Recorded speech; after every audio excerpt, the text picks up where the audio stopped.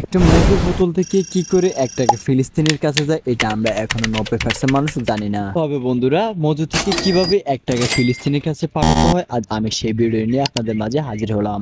বর্তমানে কোকা-কোলা বিখ্যাত ব্র্যান্ড, এই কোকা-কোলাকে মানুষ বয়কট করেছে। এর মধ্যে মজু ভালো একটা বিজ্ঞাপন দিয়েছে, তাদের প্রতিটা বোতল থেকে 1 টাকা যাবে ফিলিস্তিনের কাছে। তবে চলুন মজুর 1 টাকা কি করে ফিলিস্তিনের কাছে যাচ্ছে আজ আমি সেটা দেখাচ্ছি। তবে আপনি যদি একটি মজু কিনেন তার মধ্যে দেখতে পাবেন একটি স্ক্যান কোড। তবে বরাবরই আপনাকে বেশি কিছু করতে হবে না, আপনার ফোনে আর স্ক্যান কোডটা ওপেন করবেন, দেন স্ক্যান করে নিন। দেন স্ক্যান করার পর তাদের একটা ওয়েবসাইট আসবে, ওয়েবসাইটে আসার পর ওয়েবসাইটে ঢুকে যাবেন, গিয়ে অ্যালাউ করে দেবেন। অ্যালাউ করে দেওয়ার পর আপনার ওই 1 টাকা ফিলিস্তিনের অ্যামাউন্টের সাথে যোগ হবে। দেন ততক্ষণ মজুর 1 টাকা ফিলিস্তিনে গিয়ে পুষবে না যতক্ষণ আপনি আর কোডটা স্ক্যান না করবেন।